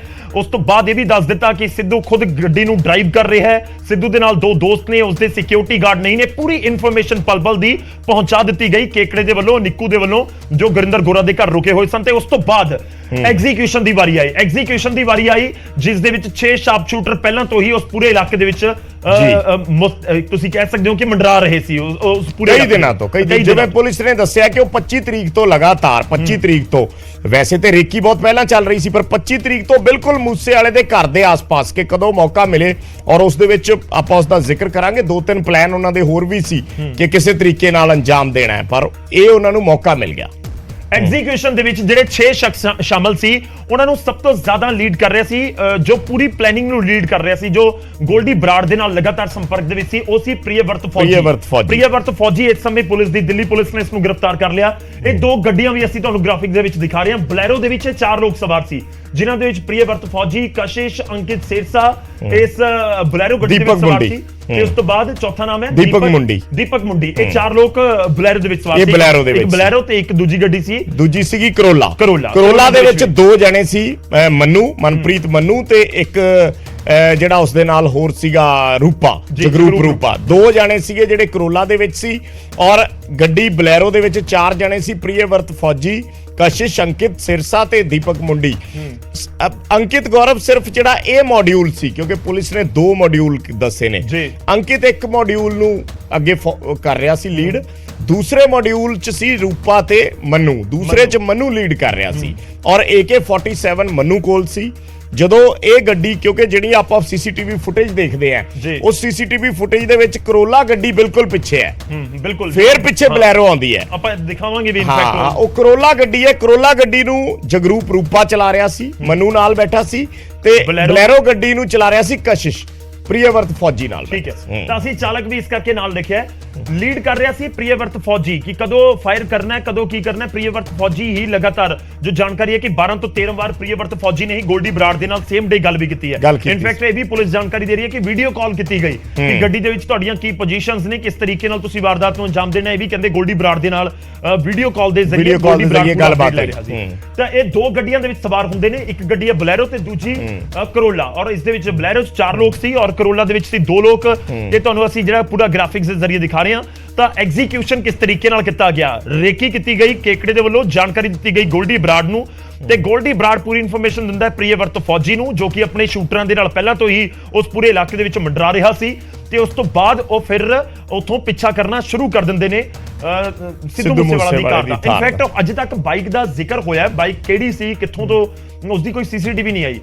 ਕਿਉਂਕਿ ਜਿਹੜੀ ਪ੍ਰੈਸ ਕਾਨਫਰੰਸ ਪੰਜਾਬ ਪੁਲਿਸ ਨੇ ਕੀਤੀ, ਜਦੋਂ ਪ੍ਰਮੋਦ ਬਾਨ ਆ ਕੇ ਪ੍ਰੈਸ ਕਾਨਫਰੰਸ ਕਰਦੇ ਨੇ, ਤਾਂ ਉਹਨਾਂ ਦੇ ਵੱਲੋਂ ਜ਼ਿਕਰ ਕੀਤਾ ਗਿਆ ਸੀ ਕਿ ਪਹਿਲਾਂ ਥੋੜੀ ਦੂਰੀ ਤੱਕ ਬਾਈਕ ਦੇ ਜ਼ਰੀਏ ਇਹਨਾਂ ਦਾ ਪਿੱਛਾ ਹੋਇਆ ਤੇ ਉਸ ਤੋਂ ਬਾਅਦ ਬਾਈਕ ਵਾਲੇ ਨੇ ਇਸ਼ਾਰਾ ਕੀਤਾ ਤੇ ਉਸ ਤੋਂ ਬਾਅਦ ਜਿਹੜੀ ਕਰੋਲਾ ਤੇ ਫਿਰ ਬਲੈਰੋ ਗੱਡੀ ਥਾਰ ਦਾ ਪਿੱਛਾ ਕਰਨ ਲੱਗ ਗਏ। ਤਾਂ ਇਸ ਤਰੀਕੇ ਨਾਲ ਵਾਰਦਾਤ ਨੂੰ ਅੰਜਾਮ ਦਿੱਤਾ ਗਿਆ। ਨਾਲ ਦੀ ਨਾਲ 5 ਮਿੰਟ ਬਾਅਦ ਹੀ ਗੌਰਵ ਪਿੱਛਾ ਕਰਨ ਲੱਗ ਪਈਆਂ ਸੀ ਗੱਡੀਆਂ, ਔਰ ਸਿੱਧੂ ਦੇ ਨਾਲ ਜਿਹੜੇ 2 ਮੁੰਡੇ ਸੀ ਗੁਰਪ੍ਰੀਤ ਤੇ ਗੁਰਵਿੰਦਰ, ਉਹਨਾਂ ਨੂੰ ਪਤਾ ਵੀ ਲੱਗ ਗਿਆ ਸੀ। ਉਹਨਾਂ ਨੇ ਕਿਹਾ ਵੀ ਸਿੱਧੂ ਨੂੰ ਕਿ ਆਪਣਾ ਪਿੱਛਾ ਹੋ ਰਿਹਾ। ਉਹਨਾਂ ਨੇ ਸੋਚਿਆ ਕੋਈ ਫੈਨ ਨੇ, ਫੋਟੋ ਖਿਚਾਉਣ ਵਾਲੇ ਹੋਣਗੇ, ਤਾਂ ਉਹਨਾਂ ਨੇ ਸੀਰੀਅਸਲੀ ਨਹੀਂ ਲਿਆ ਇਸ ਗੱਲ ਨੂੰ। ਬਿਲਕੁਲ। ਤਾਂ ਐਗਜ਼ੀਕਿਊਸ਼ਨ ਇਹਨਾਂ ਲੋਕਾਂ ਦੇ ਵੱਲੋਂ, ਇਹਨਾਂ ਗੈਂਗਸਟਰਾਂ ਦੇ ਵੱਲੋਂ ਅੰਜਾਮ ਦਿੱਤਾ ਗਿਆ। ਜੋ ਮੈਂ ਜ਼ਿਕਰ ਕਰ ਰਿਹਾ ਕਿ ਮਨਪ੍ਰੀਤ ਮੰਨੂ, ਇੱਥੇ ਕਾਬਿਲੇ ਗੌਰ ਇਹ ਵੀ ਹੈ ਕਿ ਦਿੱਲੀ ਪੁਲਿਸ ਜਿਹੜੇ HGS ਧਾਲੀਵਾਲ ਨੇ, ਉਹ ਇਹ ਵੀ ਜ਼ਿਕਰ ਕਰਦੇ ਨੇ ਕਿ ਪਹਿਲਾਂ ਜਿਹੜਾ AK ਸੀਰੀਜ਼ ਦਾ ਹਥਿਆਰ ਸੀ ਉਹ ਪ੍ਰਿਯਵਰਤ ਫੌਜੀ ਨੇ ਚਲਾਉਣਾ ਸੀ, ਪਰ ਮਨਪ੍ਰੀਤ ਮੰਨੂ ਨੇ ਉਸ ਨੂੰ ਇਨੀਸ਼ੀਏਟਿਵ ਲਿਆ ਕਿ ਨਹੀਂ ਮੈਂ ਚਲਾਉਂਗਾ। ਤੇ ਮਨਪ੍ਰੀਤ ਜਿਹੜਾ AK ਸੀਰੀਜ਼ ਦਾ ਹਥਿਆਰ ਸੀ ਉਹ ਮਨਪ੍ਰੀਤ ਮੰਨੂ ਨੇ ਫਾਇਰ ਕੀਤੀ। ਮਨਪ੍ਰੀਤ ਮੰਨੂ ਨੇ ਜਦੋਂ ਗੱਡੀ ਓਵਰਟੇਕ ਕਰਨ ਲੱਗੀ ਸਾਈਡ ਤੋਂ ਬਰਸਟ ਮਾਰਿਆ, ਸਾਈਡ ਤੋਂ ਬਰਸਟ ਮਾਰਿਆ, ਜਿਹੜਾ ਉਹਦੀ ਗੱਡੀ ਦੇ ਦਰਵਾਜ਼ੇ ਤੇ ਗੋਲੀਆਂ ਦੇ ਨਿਸ਼ਾਨ ਸੀ। ਸਿੱਧੂ ਵਾਲੇ ਪਾਸੇ ਗੱਡੀ ਦੇ ਦਰਵਾਜ਼ੇ ਤੇ ਸੀ, ਔਰ ਜਿਹੜਾ ਮੂਰਲਾ ਇੰਜਨ ਕਵਰ ਹੈ ਉਸ ਦੇ ਉੱਪਰ ਵੀ ਗੋਲੀਆਂ ਦੇ ਜਿਹੜੇ ਨਿਸ਼ਾਨ ਸੀ, ਬੋਰਨਟ ਦੇ ਉੱਪਰ। ਉਹ ਜਦੋਂ ਗੱਡੀ ਓਵਰਟੇਕ ਕਰ ਰਹੀ ਸੀ ਉਦੋਂ ਉਹਨੇ ਬਰਸਟ ਮਾਰਿਆ, ਪਹਿਲਾ ਬਰਸਟ ਮਨਪ੍ਰੀਤ ਮੰਨੂ ਨੇ AK-47। ਔਰ ਇਹ ਵੀ ਕਾਬਿਲੇ ਗੌਰ ਹੈ ਕਿ ਹੁਣ ਤੱਕ ਹਥਿਆਰ ਤਾਂ ਬਰਾਮਦ ਹੋਏ ਨਹੀਂ। ਇਹ ਮਨਪ੍ਰੀਤ ਮੰਨੂ ਹੀ ਉਹ AK ਸੀਰੀਜ਼ ਦਾ ਹਥਿਆਰ ਲੈ ਕੇ ਭੱਜਿਆ ਹੈ। ਤੇ ਇਹ ਜਿਹੜਾ ਪੁਲਿਸ ਵਾਲੇ ਤੱਕ ਇਹ ਮੰਨ ਕੇ ਚੱਲ ਰਹੀ ਹੈ, ਪੁਲਿਸ ਅਜੇ ਤੱਕ ਇਹ ਮੰਨ ਕੇ ਚੱਲ ਰਹੀ ਹੈ। ਔਰ ਮਨਪ੍ਰੀਤ ਮੰਨੂ ਯਾਨੀ ਕਿ ਜਿਹੜੀਆਂ ਗੋਲੀਆਂ ਬੈਕ ਟੂ ਬੈਕ ਵੱਜੀਆਂ, ਕਿਹਾ ਜਾ ਰਿਹਾ ਕਿ ਰਾਈਟ ਵਾਲੇ ਪਾਸੇ, ਸੱਜੇ ਪਾਸੇ ਬੱਖੀ ਦੇ ਕੋਲ ਸਿੱਧੂ ਦੇ 5-6 ਗੋਲੀਆਂ ਵੱਜੀਆਂ ਨੇ। ਤਾਂ ਮਨਪ੍ਰੀਤ ਮੰਨੂ ਸਿੱਧਾ ਮਨਪ੍ਰੀਤ ਮੰਨੂ ਨੇ, ਕਿਉਂਕਿ ਗੌਰਵ ਦੇਖੋ ਜਿਹੜੀ ਥਾਰ ਦਾ ਦਰਵਾਜ਼ਾ ਹੈ ਉਹ ਐਡਾ ਮਜ਼ਬੂਤ ਨਹੀਂ ਹੁੰਦਾ ਕਿ ਗੋਲੀ ਉਹਨੂੰ ਕ੍ਰਾਸ ਕਰਕੇ ਨਾ ਜਾ ਸਕੇ। ਉਹਨੇ ਜਦੋਂ ਗੱਡੀ ਕ੍ਰਾਸ ਕਰਦੇ ਬਰਸਟ ਮਾਰਿਆ ਤਾਂ ਕੁਝ ਗੋਲੀਆਂ ਬਾਰੀ ਤੇ ਵੱਜੀਆਂ। ਜੇ ਬਾਰੀ ਤੇ ਵੱਜੀਆਂ ਤਾਂ ਜ਼ਾਹਿਰ ਜੀ ਗੱਲ ਹੈ ਕਿ ਬਾਰੀ ਦੇ ਵਿੱਚੋਂ ਲੰਘ ਕੇ ਉਹ ਸਿੱਧੂ ਦੀ ਸਾਈਡ। ਬਰਸਟ ਦਾ ਵੀ ਮਤਲਬ ਸਮਝਾਓ, ਬਹੁਤ ਸਾਰੇ ਦਰਸ਼ਕ ਇਹ ਵੀ ਪੁੱਛਦੇ ਨੇ ਕਿ ਬਰਸਟ ਕੀ ਮਤਲਬ ਸਮਝਿਆ ਜਾਂਦਾ। ਬਰਸਟ ਬੇਸਿਕਲੀ ਗੋਲੀਆਂ ਚੱਲੀਆਂ ਤੇ ਬਰਸਟ ਹੋਣਾ। ਰਿਵਾਲਵਰ ਨਾਲ ਗੌਰਵ ਜਦੋਂ ਗੋਲੀ ਚੱਲਦੀ ਹੈ ਤਾਂ ਰਿਵਾਲਵਰ ਨਾਲ ਇੱਕ ਜਾਂ ਕਈ ਰਿਵਾਲਵਰ ਐਸੇ ਨੇ ਜੇ 2 ਗੋਲੀਆਂ ਇਕੱਠੀਆਂ ਤੁਸੀਂ ਇੱਕ ਵਾਰੀ ਲੋਡ ਕਰਕੇ 2 ਗੋਲੀਆਂ ਚਲਾ ਸਕਦੇ ਹੋ ਮੈਗਜ਼ੀਨ ਦੇ ਵਿੱਚ ਜਿੰਨੀਆਂ ਹੁੰਦੀਆਂ। ਬਰਸਟ AK-47 ਦਾ ਹੁੰਦਾ ਹੈ। AK-47 ਦੇ ਵਿੱਚ ਜਿੰਨੀਆਂ ਗੋਲੀਆਂ ਨੇ, ਜੇ ਤੁਸੀਂ ਇੱਕੇ ਵਾਰੀ ਉਹਦਾ ਘੋੜਾ ਟ੍ਰਿਗਰ ਨੱਪੋਗੇ ਤਾਂ ਤੜ ਤੜ ਕਰਕੇ ਤੁਸੀਂ ਉਹਦੀਆਂ ਕਈ ਸਾਰੀਆਂ ਗੋਲੀਆਂ ਚਲਾ ਸਕਦੇ ਹੋ। ਉਹਨੂੰ ਕਿਹਾ ਜਾਂਦਾ ਕਿ ਬਰਸਟ ਮਾਰਿਆ। ਮਤਲਬ ਉਹ ਇਹ ਕਿ ਇੱਕ ਟਾਰਗੇਟ ਦੇ ਉੱਤੇ ਇੱਕੋ ਟਾਈਮ ਦੇ ਵਿੱਚ ਕੁਝ ਸੈਕਿੰਡ 10 ਗੋਲੀਆਂ, ਹਾਂ ਕੁਝ ਸੈਕਿੰਡ ਦੇ ਵਿੱਚ ਜੇ ਵੱਜ ਗਈਆਂ ਤਾਂ ਉਹਨੂੰ ਬਰਸਟ ਮਾਰਿਆ ਕਿਹਾ ਜਾਂਦਾ। ਉਹ ਤਾਂ ਪਹਿਲਾ ਬਰਸਟ ਮਾਰਿਆ, ਜਦੋਂ ਪਹਿਲਾ ਬਰਸਟ ਮਾਰਿਆ ਤੇ ਗੱਡੀ ਰੁਕ ਗਈ। ਫਿਰ ਦੂਜਾ ਬਰਸਟ ਮਾਰਿਆ ਉਹਨਾਂ ਨੇ ਫਰੰਟ ਸ਼ੀਸ਼ੇ 'ਚੋਂ। ਫਿਰ ਉਹ ਜਿਹੜੇ ਫਰੰਟ ਸ਼ੀਸ਼ੇ ਤੇ 10-12 ਗੋਲੀਆਂ ਦੇ ਨਿਸ਼ਾਨ ਸੀ, ਡਰਾਈਵਿੰਗ ਸਾਈਡ ਜਿਹੜੀ ਸਿੱਧੂ ਗੱਡੀ ਚਲਾ ਰਿਹਾ ਸੀ, ਉਹ ਦੂਜਾ ਬਰਸਟ ਸੀ। ਉਸ ਤੋਂ ਬਾਅਦ ਨਾਲ ਉਸ ਦੇ ਵਿੱਚ ਰਿਵਾਲਵਰ ਦੀਆਂ ਵੀ ਗੋਲੀਆਂ ਚੱਲੀਆਂ, ਔਰ ਇੰਨੇ ਕੁ ਦੇ ਵਿੱਚ ਹੀ ਤੁਸੀਂ ਹਿਸਾਬ ਲਾ ਲਓ ਵੀ 30-40 ਗੋਲੀਆਂ ਜਿਹੜੇ ਫਾਇਰ ਸੀ ਉਹ ਹੋ ਗਏ। ਮਤਲਬ ਇਹ ਕਿ ਜਿਹੜਾ AK-47 ਦੀ ਸੀਰੀਜ਼ ਜਾਂ AK ਸੀਰੀਜ਼ ਦਾ ਜਿਹੜਾ ਵੀ ਹਥਿਆਰ ਯੂਜ਼ ਕੀਤਾ ਗਿਆ, ਉਹ ਉਸ ਦੇ ਜ਼ਰੀਏ 2 ਵਾਰੀ ਬਰਸਟ ਮਾਰਿਆ ਗਿਆ। ਹੁਣ 2 ਵਾਰੀ ਬਰਸਟ ਮਾਰਿਆ ਗਿਆ। 2 ਵਾਰੀ ਬਰਸਟ। ਪਹਿਲਾਂ ਇੱਕ ਸੱਜੇ ਵਾਲੇ ਪਾਸੇ ਤੋਂ ਜਿੱਥੇ ਸਿੱਧੂ ਦੀ ਪਹਿਲਾਂ ਜਦੋਂ ਬਰਸਟ ਮਾਰਿਆ ਉਸ ਤੋਂ ਬਾਅਦ ਥਾਰ ਰੁਕ ਗਈ। ਉਸ ਤੋਂ ਕਿਉਂਕਿ ਉਹ ਟਾਇਰਾਂ 'ਚ ਵੀ ਲੱਗੀਆਂ ਨਾ ਗੌਰਵ, ਜਦੋਂ ਉਹ ਗੱਡੀ ਦੇ ਟਾਇਰ ਦੇਖੋ ਦੋਨੇ ਸਾਈਡ ਤੋਂ ਡੈਮੇਜ ਹੋਏ ਆ, ਬੋਨਟ ਤੇ ਵੱਜੀਆਂ, ਟਾਇਰਾਂ ਤੇ ਵੱਜੀਆਂ। ਇਹ ਵੀ ਹੋ ਸਕਦਾ ਕਿ ਉਹਨਾਂ ਨੇ ਟਾਇਰਾਂ ਤੇ ਮਾਰਨ ਦੀ ਕੋਸ਼ਿਸ਼ ਕੀਤੀ ਹੋਵੇ, ਪਰ ਚੱਲਦੀ ਗੱਡੀ ਦੇ ਵਿੱਚ ਤੁਸੀਂ ਕਿੱਥੇ ਮਾਰ ਸਕਦੇ ਹੋ। ਤਾਂ ਉਹਦੇ ਨਾਲ ਥਾਰ ਰੁਕ ਗਈ। ਫਿਰ ਉਹ ਉੱਤਰ ਕੇ ਆਏ ਔਰ ਫਿਰ ਤਾਂ ਉੱਥੇ ਜਿਵੇਂ ਉਹਨਾਂ ਦੇ ਨਾਲ ਦੇ 2 ਬੰਦੇ ਦੱਸਦੇ ਸੀ ਕਿ ਧੂਆਂ ਹੋ ਗਿਆ, ਔਰ ਉਸ ਤੋਂ ਬਾਅਦ ਦਿਸਣੋਂ ਹੀ ਹਟ ਗਿਆ ਤਾਂ ਉਹ ਸੈਕਿੰਡ ਸੀ ਅਟੈਕ। ਬਿਲਕੁਲ, ਤਾਂ ਉਹ ਸਾਰਿਆਂ ਨੇ ਕੀਤਾ, ਉਹ ਸਾਰਿਆਂ ਨੇ ਕੀਤਾ ਜਿਹੜਾ ਦੂਜਾ ਅਟੈਕ ਸੀ, ਕਿਉਂਕਿ ਪਿੱਛੋਂ ਗੱਡੀ ਆ ਕੇ ਬਲੈਰੋ ਰੁਕ ਗਈ, ਬਲੈਰੋ ਚੋਂ ਵੀ ਉੱਤਰ ਕੇ ਚਾਰੋਂ ਚਲੇ ਗਏ ਤੇ ਉਹਦੇ ਚੋਂ ਵੀ 2 ਉੱਤਰ ਕੇ ਆ ਗਏ, ਉਹ 6 ਨੇ ਖੜ ਕੇ ਕੀਤੀ। ਮਤਲਬ ਇਹ ਤਾਂ ਸਮਝਿਆ ਜਾਵੇ ਕਿ ਸ਼ਾਇਦ ਕਸ਼ਿਸ਼ ਔਰ ਜਗਰੂਪ ਰੂਪਾ ਹੇਠਾਂ ਨਹੀਂ ਉਤਰੇ, ਇਹ ਤਾਂ ਆਪਣੀਆਂ ਗੱਡੀਆਂ 'ਚ ਸਵਾਰ ਸੀ, ਇਹ ਤਾਂ ਡਰਾਈਵਰ ਸੀ ਦੋਵੇਂ। ਇਹ ਉਤਰੇ ਨੇ ਬਾਅਦ 'ਚ, ਇਹ ਵੀ ਉਤਰੇ ਜਦੋਂ ਇਹਨਾਂ ਨੇ ਮੂਹਰੇ ਗੱਡੀ ਲਾਈ ਹੈ, ਇਹਨਾਂ ਦੀ ਗੱਡੀ ਸਿੱਧੂ ਦੀ ਥਾਰ ਦੇ ਨਾਲ ਟੱਚ ਵੀ ਹੋਈ ਹੈ ਔਰ ਉਹ ਟੱਚ ਹੋ ਕੇ ਉਸ ਗੱਡੀ ਦਾ ਜਿਹੜਾ ਦਰਵਾਜ਼ਾ ਸੀ, ਇੱਕ ਬਾਰੀ ਸੀ, ਉਹ ਵਿੱਗੀ ਹੋ ਗਈ ਸੀ। ਉਸ ਤੋਂ ਬਾਅਦ ਉਹ ਬਾਰੀ ਆੜ ਨਹੀਂ ਰਹੀ ਸੀ, ਇਸੇ ਕਰਕੇ ਉਹ ਸਭ ਤੋਂ ਪਹਿਲਾਂ ਬਲੈਰੋ ਛੱਡ ਕੇ ਉਹ ਕਰੋਲਾ ਛੱਡ ਕੇ ਭੱਜੇ ਸੀ। ਠੀਕ ਹੈ, ਤਾਂ ਐਗਜ਼ੀਕਿਊਸ਼ਨ ਦਾ ਅਸੀਂ ਜ਼ਿਕਰ ਕਰ ਲਿਆ। ਇਸ ਤੋਂ ਬਾਅਦ ਅਸੀਂ ਹੁਣ ਐਗਜ਼ਿਟ ਵਾਲੇ ਪਲਾਨ ਦੇ ਉੱਤੇ ਜਾਵਾਂਗੇ ਕਿ ਐਂਟਰੀ ਕਿਸ ਤਰੀਕੇ ਨਾਲ ਪਲਾਨ ਕੀਤੀ ਗਈ ਸੀ, ਐਗਜ਼ੀਕਿਊਸ਼ਨ ਕਿਸ ਤਰੀਕੇ ਨਾਲ ਪਲਾਨ ਕੀਤਾ ਗਿਆ ਸੀ, ਤੇ ਇਸ ਤੋਂ ਬਾਅਦ ਔਰ ਇਹ ਵੀ ਤੁਹਾਨੂੰ ਦੱਸਦੇ ਹਾਂ ਕਿ ਐਗਜ਼ਿਟ ਕਿਸ ਤਰੀਕੇ ਨਾਲ ਹੋਇਆ। ਪਰ ਐਗਜ਼ਿਟ ਬਹੁਤ ਅਹਿਮ ਹੈ, ਐਗਜ਼ਿਟ ਵਾਲੇ ਪਾਸੇ ਅਸੀਂ ਜਾਵਾਂਗੇ, ਪਰ ਉਸ ਤੋਂ ਪਹਿਲਾਂ ਅਸੀਂ ਤੁਹਾਨੂੰ ਦੱਸਾਂਗੇ ਕਿ ਹਥਿਆਰ ਕਿਸ ਤਰੀਕੇ ਨਾਲ ਬਰਾਮਦ ਕੀਤੇ ਗਏ ਨੇ ਔਰ ਦੂਜਾ ਪੁਆਇੰਟ ਹਥਿਆਰ ਕਿਸ ਤਰੀਕੇ ਨਾਲ ਮਿਲੇ ਕਿਵੇਂ, ਪਹੁੰਚੇ ਕਿਵੇਂ ਉਹਨਾਂ ਤੱਕ, ਯਾਨੀ ਕਿ ਪ੍ਰਿਯਵਰਤ ਫੌਜੀ ਦੇ ਕੋਲ ਕਿਵੇਂ ਪਹੁੰਚੇ। ਇਹ ਦੇਖੋ, ਇਹ ਗ੍ਰਾਫਿਕਸ ਅਸੀਂ ਦਿਖਾ ਰਹੇ ਹਾਂ ਕਿ ਹਥਿਆਰ ਆਏ ਕਿਵੇਂ। ਹੁਣ ਤੱਕ ਜਿਹੜੀ ਥਿਊਰੀ ਹੈ ਜਾਂ ਸੋਰਸਿਸ ਨੇ ਉਹ ਇਹ ਦੱਸ ਰਹੇ ਨੇ ਕਿ ਹਥਿਆਰ ਡਰੋਨ ਦੇ ਜ਼ਰੀਏ ਸਰਹੱਦ ਪਾਰੋਂ ਆਏ ਨੇ। ਜਿਹੜੀ AK ਅਸਾਲਟ ਹੈ ਜਿਹਦੇ ਨਾਲ ਮਨਪ੍ਰੀਤ ਮਨੂ ਨੇ ਫਾਇਰ ਕੀਤੇ ਸੀ, ਇਹ ਸਰਹੱਦ ਪਾਰ ਤੋਂ ਆਏ ਸੀ। ਗੌਰਵ, ਤਾਂ AK ਸੀਰੀਜ਼ ਦੇ ਹਥਿਆਰ ਹੈ ਬੜੇ, ਜਿਹੜੇ ਦੱਸ ਰਹੇ ਸੀ ਪੁਲਿਸ ਦੇ ਵੱਡੇ ਅਧਿਕਾਰੀ ਕਿ ਜਿਹੜੇ ਹੈਂਡ ਗ੍ਰੇਨੇਡ ਮਿਲੇ ਨੇ ਉਹ ਵੀ ਬੜੇ ਜ਼ਬਰਦਸਤ ਹੈ। ਉਹ ਤਾਂ ਹਥਿਆਰ ਵੀ ਅਜਿਹਾ ਸੀ ਕਿ 8 ਗ੍ਰੇਨੇਡ ਮਿਲੇ ਨੇ ਕਿ ਉਹ AK ਸੀਰੀਜ਼ ਦੇ ਹਥਿਆਰ ਦੇ ਉੱਪਰ ਹੀ ਲਾਂਚਰ ਉਸਦਾ ਫਿੱਟ ਲੱਗ ਜਾਂਦਾ, ਲਾਂਚ ਕੀਤਾ ਜਾ ਸਕਦਾ। ਤਾਂ ਉਹ ਵੀ ਅਸੀਂ ਤੁਹਾਨੂੰ ਦਿਖਾ ਰਹੇ ਹਾਂ। ਅਸੀਂ ਐਕਚੁਅਲੀ ਪੂਰਾ ਵਿਜ਼ੂਅਲਾਈਜ਼ ਕਰਨ ਦੀ ਵੀ ਕੋਸ਼ਿਸ਼ ਹੈ ਕਿ ਕਿਸ ਤਰੀਕੇ ਨਾਲ ਸਰਹੱਦ ਪਾਰ ਤੋਂ ਹਥਿਆਰ ਆਏ ਨੇ। ਔਰ ਡਰੋਨ, ਜੇ ਆਪਾਂ ਪਿਛਲੇ 1-1.25 ਸਾਲ ਦੇ ਵਿੱਚ ਦੇਖੀਏ ਵਿਜੇ, ਤਾਂ ਡਰੋਨ ਦੀਆਂ ਖਬਰਾਂ ਬਹੁਤ ਆਉਂਦੀਆਂ ਨੇ, ਪਰ ਡਰੋਨ ਕਿੰਨਾ ਖਤਰਨਾਕ ਹੈ ਇਹ ਸਿੱਧੂ ਮੂਸੇਵਾਲਾ ਦਾ ਕਤਲ ਵੀ ਦੱਸਦਾ ਹੈ। ਜਿਹੜਾ ਨਸ਼ਾ ਆ ਰਿਹਾ ਹੈ, ਨਸ਼ੇ ਦੇ ਨਾਲ ਨਾਲ ਹਥਿਆਰ ਕਿਵੇਂ ਆ ਰਹੇ ਨੇ, ਤਾਂ ਇਹ ਬਹੁਤ ਚਿੰਤਾ। ਔਰ ਇਹ ਕਾਬਿਲੇ ਗੌਰ ਹੈ ਕਿ ਜਿਹੜੀ ਪੰਜਾਬ ਦੀ ਸਰਹੱਦ ਹੈ ਪਾਕਿਸਤਾਨ ਦੇ ਨਾਲ ਕਰੀਬ 550 ਕਿਲੋਮੀਟਰ ਲੰਬੀ ਹੈ। 550 ਕਿਲੋਮੀਟਰ ਬਹੁਤ ਹੁੰਦਾ ਹੈ, ਟੋਟਲ ਤਾਂ ਬਹੁਤ ਜ਼ਿਆਦਾ ਹੈ। ਜੇ ਤੁਸੀਂ ਜੰਮੂ ਕਸ਼ਮੀਰ ਵੀ ਵਿੱਚ ਮਿਲਾ ਲਓ ਜਾਂ ਰਾਜਸਥਾਨ ਵਾਲਾ ਪਾਸਾ ਵੀ ਵਿੱਚ ਮਿਲਾ ਲਓ, ਤਾਂ 550 ਮੀਟਰ ਲੰਬੀ ਸਰਹੱਦ ਦੇ ਉੱਤੇ ਨਿਗਰਾਨੀ ਕਰਨਾ, ਡਰੋਨਾਂ ਦੇ ਉੱਤੇ ਨਜ਼ਰ ਰੱਖਣਾ ਕੋਈ ਇੰਨਾ ਸੌਖਾ ਵੀ ਨਹੀਂ ਹੈ ਕਿ ਇੱਕ ਡਰੋਨ ਇੱਕ ਬਹੁਤ ਛੋਟੇ ਇਲਾਕੇ ਦੇ ਵਿੱਚ ਪੈਟਰੋਲਿੰਗ ਤਾਂ ਹੁੰਦੀ ਹੈ, ਪਰ ਇਹ ਉਸਦਾ ਹੀ ਅੰਜਾਮ ਹੈ ਕਿ ਹਥਿਆਰ ਇਸ ਵਾਲੇ ਪਾਸੇ ਆ ਗਏ। ਇਹ ਬੜੇ ਹਾਈ ਟੈਕ ਹੋ ਗਿਆ ਨਾ ਸਿਸਟਮ, ਕਿਉਂਕਿ ਗੌਰਵ ਬਿਨਾਂ ਆਵਾਜ਼ ਦੇ ਡਰੋਨ ਨੇ, ਉੱਪਰੋਂ ਉੱਡ ਕੇ ਆਉਂਦੇ ਨੇ, ਤੁਸੀਂ ਨਹੀਂ ਨਜ਼ਰ ਰੱਖ ਸਕਦੇ। ਉਸ ਤੋਂ ਬਾਅਦ ਉਹਨਾਂ ਨੇ ਹਥਿਆਰ ਖੇਤਾਂ 'ਚ ਉਤਾਰੇ, ਉਸ ਤੋਂ ਬਾਅਦ ਡਰੋਨ ਵਾਪਸ ਚਲਾ ਗਿਆ ਉੱਡ ਕੇ, ਤਾਂ ਉਧਰ ਜਿਹੜੇ ਬੰਦੇ ਜਿਨ੍ਹਾਂ ਨੂੰ ਪਹਿਲਾਂ ਆਲਰੇਡੀ ਇਨਫੋਰਮੇਸ਼ਨ ਹੁੰਦੀ ਆ ਉਹ ਹਥਿਆਰ ਚੱਕ ਲੈਂਦੇ ਆ। ਉਸ ਤੋਂ ਬਾਅਦ ਉਹਦੀ ਐਗਜ਼ੀਕਿਊਸ਼ਨ ਰੋਜ਼ ਆਪਾਂ ਖਬਰਾਂ ਦਿੰਨੇ ਆ ਨਿਊਜ਼ ਦੇ ਵਿੱਚ, ਤਕਰੀਬਨ ਦੂਜੇ ਤੀਜੇ ਦਿਨੋਂ ਕਿ ਡਰੋਨ ਦੇਖਿਆ ਗਿਆ, ਫਾਇਰਿੰਗ ਕੀਤੀ, ਉਡਾਤਾ। ਇਹਦੇ ਜਦੋਂ ਨਤੀਜੇ ਸਾਹਮਣੇ ਆਉਂਦੇ ਆ ਫਿਰ ਪਤਾ ਲੱਗਦਾ ਕਿ ਉਹ ਕਿੱਡਾ ਗੰਭੀਰ ਜਿਹੜਾ ਤੁਸੀਂ ਜ਼ਿਕਰ ਕਰ ਰਹੇ ਸੀ। ਹਾਂ, ਕਿ ਸਿੱਧੂ ਮੂਸੇਵਾਲਾ ਦਾ ਕਤਲ ਹੋਇਆ। ਔਰ ਖਾਸ ਇਹ ਹੈ ਕਿ ਜੇ ਹਥਿਆਰ ਇਸ ਤਰੀਕੇ ਨਾਲ ਆਏ ਨੇ, ਪ੍ਰਿਯਵਰਤ ਫੌਜੀ ਦੇ ਕੋਲ ਪਹੁੰਚੇ, ਜੋ ਪੁਲਿਸ ਦੇ ਅਧਿਕਾਰੀ ਜਾਣਕਾਰੀ ਦੇ ਰਹੇ ਸੀ ਕਿ ਬੈਗ ਮਿਲਿਆ ਪ੍ਰਿਯਵਰਤ ਫੌਜੀ ਨੂੰ, ਉਸ ਦੇ ਵਿੱਚ AK ਸੀਰੀਜ਼ ਦੇ ਹਥਿਆਰ ਸੀ, ਕੁਝ ਤਾਂ ਬਰਾਮਦ ਕਰ ਲਏ ਗਏ, ਜਿਸ ਦੇ ਨਾਲ ਵਾਰਦਾਤ ਨੂੰ ਅੰਜਾਮ ਦਿੱਤਾ ਗਿਆ ਉਹ ਨਹੀਂ ਆ ਜੇ ਵੀ। ਤਾਂ ਇੱਕ ਪੂਰਾ ਬੈਗ ਕਿਤੇ ਨਾ ਕਿਤੇ ਗ੍ਰੇਨੇਡ ਔਰ ਇਹ ਚੀਜ਼ਾਂ ਜੇ ਉਧਰੋਂ ਆ ਰਹੀਆਂ ਨੇ ਤਾਂ ਬੜੇ, ਔਰ ਉਹਦਾ weight ਵੀ ਕਿੰਨਾ ਹੋਊਗਾ ਇਹ ਵੀ ਸੋਚਣ ਵਾਲੀ ਗੱਲ ਹੈ ਕਿ ਜੇ AK ਸੀਰੀਜ਼ ਦੀ ਅਸਾਲਟ ਰਾਈਫਲ ਹੈ, ਫਿਰ ਗ੍ਰੇਨੇਡ ਨੇ, ਉਹਨਾਂ ਦਾ weight ਕਿੰਨਾ ਹੋਊਗਾ ਬੈਗ, ਜੇ ਉਹ ਡਰੋਨ ਚੱਕ ਕੇ ਲੈ ਆਉਂਦਾ ਤੇ ਕਿੰਨੇ ਭਾਰ ਵਾਲੇ ਡਰੋਨ ਉੱਥੇ ਹੋਣਗੇ ਹਾਈ ਟੈਕ। ਇਹ ਵੀ ਹੋ ਸਕਦਾ ਕਿ ਕਈ ਦਿਨਾਂ ਦੇ ਵਿੱਚ ਹਥਿਆਰ ਲਿਆਂਦੇ ਗਏ ਹੋਣ, ਇਹ ਵੀ ਹੋ ਸਕਦਾ ਇੱਕ ਕਰਕੇ ਕਿ ਇੱਕ ਪਹਿਲਾਂ AK ਸੀਰੀਜ਼ ਦਾ ਇੱਕ ਹਥਿਆਰ ਭੇਜਤਾ, ਫਿਰ ਕੋਈ ਗ੍ਰੇਨੇਡ ਭੇਜਤੀ ਜਾਂ ਪਿਸਟਲ ਭੇਜਤੀ ਜਾਂ ਫਿਰ ਕਾਰਤੂਸ ਭੇਜ ਦਿੱਤੇ। ਖੈਰ, ਮਰਡਰ ਦਾ ਪਾਕ ਕਨੈਕਸ਼ਨ ਵੀ ਸਾਹਮਣੇ ਆ ਰਿਹਾ। ਅੱਗੇ ਤੁਹਾਨੂੰ ਅਸੀਂ ਟ੍ਰਿਪਲ E ਦਾ ਜਿਹੜਾ ਐਗਜ਼ਿਟ ਪਲਾਨ ਆ ਉਹ ਵੀ ਦੱਸਾਂਗੇ, ਪਰ ਇਸ ਵਿਚਾਲੇ ਕਿਉਂਕਿ ਐਗਜ਼ੀਕਿਊਸ਼ਨ ਜਿਸ ਤਰੀਕੇ ਨਾਲ ਕੀਤਾ ਗਿਆ ਉਹਦੇ ਵਿੱਚ ਦੱਸਣਾ ਬੜਾ ਜ਼ਰੂਰੀ ਹੈ। ਬਿਲਕੁਲ ਇਹ ਦੱਸਣਾ ਬੜਾ ਜ਼ਰੂਰੀ ਹੈ ਕਿ ਜਿਸ ਡਰੋਨ ਦਾ ਅਸੀਂ ਜ਼ਿਕਰ ਕਰ ਰਹੇ ਹਾਂ ਇਹਨੂੰ ਛੋਟਾ ਕੁਆਡਕੋਪਰ ਡਰੋਨ ਬੋਲਦੇ ਆ, ਔਰ ਪਾਕਿਸਤਾਨ ਤੋਂ ਇਸ ਦੇ ਜ਼ਰੀਏ ਹਥਿਆਰ ਲਿਆਂਦੇ ਗਏ, ਔਰ 10 ਕਿਲੋ ਤੱਕ ਜਿਹੜਾ ਆਪਾਂ ਜ਼ਿਕਰ ਕਰ ਰਹੇ ਹਾਂ 10 ਕਿਲੋ ਤੱਕ ਭਾਰ ਜਿਹੜਾ ਹੈ ਇਹ ਚੱਕ ਕੇ ਲਿਆ ਸਕਦਾ, ਜਿਹੜਾ ਇਹ ਮੰਨਿਆ ਜਾ ਰਿਹਾ ਕਿ ਇਹਦੇ ਚ ਡਰੋਨ ਵਰਤਿਆ ਗਿਆ। ਮਤਲਬ ਇਹ ਹੈ ਕਿ ਇੱਕ ਵਾਰ ਚ ਵੀ ਆਏ ਹੋ ਸਕਦੇ ਆ ਹਥਿਆਰ, ਇੱਕ ਵਾਰ ਚ ਵੀ ਆਏ ਹੋ ਸਕਦੇ ਆ। 10 ਕਿਲੋ ਜਿਹੜੀ ਅਸਾਲਟ ਰਾਈਫਲ ਹੈ ਉਹਦਾ weight ਕਿੰਨਾ ਹੋਣਾ ਹੈ, ਇਹ ਵੀ ਹੋ ਸਕਦਾ ਕਿ ਇੱਕ ਵਾਰੀ ਅਸਾਲਟ ਰਾਈਫਲ ਆਈ ਹੋਵੇ, ਇੱਕ ਵਾਰੀ ਗ੍ਰੇਨੇਡਸ ਦਾ ਤੇ ਭਾਰ ਬਹੁਤ ਜ਼ਿਆਦਾ ਨਹੀਂ ਹੁੰਦਾ, ਕਾਰਤੂਸ ਵੀ ਹੈਗੇ ਨੇ, ਕਾਰਤੂਸ ਵੀ ਹੈਗੇ ਨੇ। ਸੋ ਇਹ ਜਿਹੜਾ ਮੋٹے ਤੌਰ ਤੇ ਮੰਨਿਆ ਜਾਂਦਾ ਹੈ ਕਿ ਇਹ ਵਾਲਾ ਜਿਹੜਾ ਡਰੋਨ ਹੈ ਇਹ 10 ਕਿਲੋ ਤੱਕ weight ਕੈਰੀ ਕਰ ਸਕਦਾ ਜੇ ਕਿਤੇ ਭੇਜਣਾ ਹੋਵੇ। ਬਿਲਕੁਲ, ਤਾਂ ਇਹ ਬਹੁਤ ਹੈ ਕਿਉਂਕਿ ਪਾਕਿਸਤਾਨ ਦਾ ਕਨੈਕਸ਼ਨ, ਇੱਕ ਚੀਜ਼ ਤਾਂ ਬਹੁਤ ਕਲੀਅਰ ਹੈ ਕਿ ਜਿਹੜੇ ਹਥਿਆਰ ਨੇ ਉਹ ਆਏ ਤੋਂ ਬਾਹਰ ਤੋਂ ਨੇ, ਬਾਹਰ ਤੋਂ ਹੈ ਰਸ਼ੀਅਨ ਹਥਿਆਰ ਕਹੇ ਜਾ ਰਹੇ ਨੇ। ਸਿੱਧੂ ਮੂਸੇਵਾਲਾ ਦਾ ਇੱਕ ਗਾਣਾ ਵੀ ਹੈ ਰਸ਼ੀਅਨ ਵੈਪਨ ਦੇ ਉੱਤੇ, ਜਿਸ ਦੇ ਵਿੱਚ ਉਹ ਜ਼ਿਕਰ ਕਰਦੇ ਨੇ ਕਿ ਜੱਟ ਦੀ ਮਸ਼ੂਕ ਬੀਬਾ ਰਸ਼ੀਆ ਤੋਂ, ਉਹ ਆਪਣੀ ਗਨ ਨੂੰ ਕਹਿੰਦੇ ਆ ਕਿ ਮੇਰੀ ਗਰਲਫ੍ਰੈਂਡ ਹੈ। ਤਾਂ ਉਹੀ ਹਥਿਆਰ ਕਿਹਾ ਗਿਆ ਕਿ ਰਸ਼ੀਆ ਦੇ ਹੀ ਹਥਿਆਰ ਸੀ ਜਿਸ ਦੇ ਨਾਲ ਵਾਰਦਾਤ ਨੂੰ ਅੰਜਾਮ ਦਿੱਤਾ। ਜਿਹੜੇ ਗੌਰਵ ਆਫੀਸਰਸ ਇਸ ਦੇ ਨਾਲ ਡੀਲ ਕਰਦੇ ਨੇ, ਜਿਹੜੇ ਬਹੁਤ ਜ਼ਿਆਦਾ ਡੀਪਲੀ ਇਸ ਚੀਜ਼ ਨੂੰ ਜਾਣਦੇ ਨੇ, ਪੁਲਿਸ ਦੇ ਸੀਨੀਅਰ ਅਧਿਕਾਰੀ ਨੇ, ਹਾਲਾਂਕਿ ਉਹ ਕੈਮਰੇ ਸਾਹਮਣੇ ਆ ਕੇ ਇਹ ਗੱਲਾਂ ਨਹੀਂ ਕਹਿੰਦੇ, ਪਰ ਜੇ ਤੁਸੀਂ ਉਹਨਾਂ ਨਾਲ ਆਫ ਦਾ ਰਿਕਾਰਡ ਗੱਲਬਾਤ ਕਰੋ ਤਾਂ ਬਹੁਤ ਸਾਰੀਆਂ ਚੀਜ਼ਾਂ ਉਹਨਾਂ ਨੇ, ਕਿਉਂਕਿ ਇਹ ਸਵਾਲ ਅਸੀਂ ਕੀਤੇ ਸੀ ਜਦੋਂ RPG ਅਟੈਕ ਹੋਇਆ ਸੀ ਇੰਟੈਲੀਜੈਂਸ ਆਫਿਸ ਤੇ, ਉਸ ਵੇਲੇ ਇਹ ਚੀਜ਼ ਵੀ ਸਾਹਮਣੇ ਆਈ ਸੀ ਕਿ ਜਿਹੜੇ ਲੋਕ ਜਦੋਂ ਪਾਕਿਸਤਾਨ ਦੇ ਜਿਹੜੇ ਬੰਦੇ ਨੇ ਉਹ ਅਫਗਾਨਿਸਤਾਨ ਦੇ ਵਿੱਚ ਜਦੋਂ ਰਹਿੰਦੇ ਸੀ, ਜਦੋਂ ਉੱਥੇ ਅਫਗਾਨਿਸਤਾਨ ਦਾ ਇਕੱਠਾ ਸੀ, ਤਾਲਿਬਾਨ ਦਾ ਰਾਜ ਨਹੀਂ ਆਇਆ ਸੀ, ਅਮਰੀਕਾ ਦਾ ਉਹਨਾਂ ਤੇ ਕਬਜ਼ਾ ਸੀ, ਤਾਂ ਉਸ ਵੇਲੇ ਉੱਥੇ ਇਹ ਹਥਿਆਰ ਇਸਤੇਮਾਲ ਕੀਤੇ ਜਾਂਦੇ ਸੀ। ਜਦੋਂ ਤਾਲਿਬਾਨ ਨੇ ਉੱਥੇ ਕਬਜ਼ਾ ਕਰ ਲਿਆ ਤਾਂ ਫਿਰ ਜਿਹੜੇ ਪਾਕਿਸਤਾਨ ਦੇ ਬੰਦੇ ਸੀ, ਜਿਹੜੇ ਉੱਥੇ ਰਹਿੰਦੇ ਸੀ, ਉਹ ਸਾਰਿਆਂ ਨੂੰ ਵਾਪਸ ਪਾਕਿਸਤਾਨ ਭੇਜ ਦਿੱਤਾ ਗਿਆ। ਉਹ ਸਾਰੇ ਵਾਪਸ ਪਾਕਿਸਤਾਨ ਆ ਗਏ। ਹਥਿਆਰ ਉਹਨਾਂ ਕੋਲੇ ਹੈਗੇ ਸੀ ਕਿਉਂਕਿ ਉਹਨਾਂ ਨੂੰ ਪ੍ਰੋਵਾਈਡ ਕਰਵਾਏ ਜਾਂਦੇ ਸੀ ਉਸ ਵੇਲੇ ਉੱਥੇ।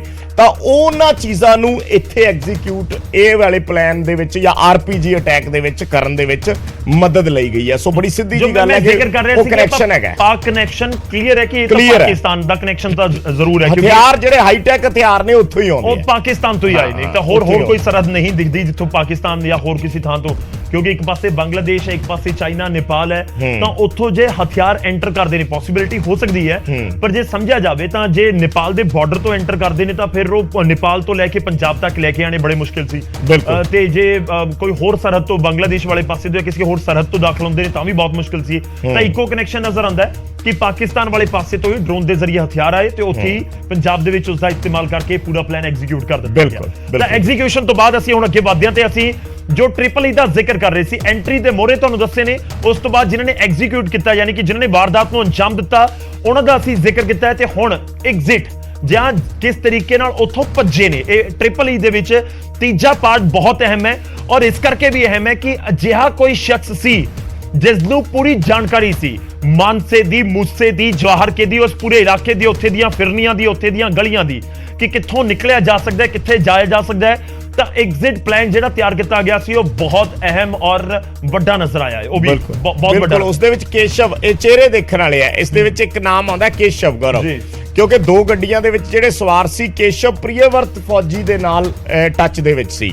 ਔਰ ਜਦੋਂ ਉਹਨਾਂ ਨੇ ਇਸ ਘਟਨਾ ਨੂੰ ਅੰਜਾਮ ਦਿੱਤਾ ਤਾਂ ਕੇਸ਼ਵ ਇਹਨਾਂ ਨੂੰ ਉੱਥੋਂ ਕੱਢਣ ਦੇ ਵਿੱਚ ਕੇਸ਼ਵ ਨੇ ਮੋਹਰੀ ਭੂਮਿਕਾ ਨਿਭਾਈ। ਕੇਸ਼ਵ ਪ੍ਰਿਯਵਰਤ ਫੌਜੀ ਹੋਰਾਂ ਨੂੰ ਉੱਥੋਂ ਲੈ ਕੇ ਗਿਆ, ਜਿਹੜੇ 4 ਜਣੇ ਸੀਗੇ। ਔਰ ਜਿਵੇਂ ਧਾਲੀਵਾਲ ਹੋਰਾਂ ਦੀ ਤੁਸੀਂ ਇੰਟਰਵਿਊ ਕੀਤੀ ਸੀ, ਉਹਨਾਂ ਨੇ ਇਹ ਗੱਲ ਕਹੀ ਕਿ ਅਸੀਂ ਇਕੱਠੇ ਰਹੇ ਆ ਕਾਫੀ ਦਿਨ ਤੱਕ। ਜਦੋਂ ਪੁਲਿਸ ਨੇ ਅਰੈਸਟ ਕੀਤੇ ਉਸ ਤੋਂ 2 ਦਿਨ ਪਹਿਲਾਂ ਜਿਹੜੇ 2 ਸੀਗੇ, ਦੀਪਕ ਮੁੰਡੀ ਤੇ ਜਿਹੜਾ ਇੱਕ ਹੋਰ ਉਹਨਾਂ ਦੇ ਨਾਲ ਸੀਗਾ ਅੰਕਿਤ ਸਿਰਸਾ, ਇਹ ਵੀ ਪੁਲਿਸ ਦੇ ਹੱਥੇ ਚੜ ਜਾਣੇ ਸੀ, ਪਰ ਇਹ ਭੱਜ ਗਏ। ਇਹ ਭੱਜ ਗਏ। 2 ਦਿਨ ਦਿੱਲੀ ਪੁਲਿਸ ਲੇਟ ਹੋ ਗਈ ਇਹਨਾਂ ਨੂੰ ਅਰੈਸਟ ਕਰਨ ਦੇ ਵਿੱਚ। ਤਾਂ ਐਗਜ਼ਿਟ ਪਲਾਨ ਦੇ ਵਿੱਚ ਗੱਡੀਆਂ ਦਾ ਇਸਤੇਮਾਲ ਕਿੰਨਾ ਹੋਇਆ? ਐਗਜ਼ਿਟ ਪਲਾਨ ਦੇ ਵਿੱਚ ਗੱਡੀਆਂ ਦਾ ਇਸਤੇਮਾਲ, ਕਿਉਂਕਿ 2 ਗੱਡੀਆਂ ਦਾ ਪਹਿਲਾਂ ਇਸਤੇਮਾਲ ਹੋਇਆ, ਇੱਕ ਬਲੈਰੋ ਤੇ ਦੂਜੀ ਸੀਗੀ ਕਰੋਲਾ।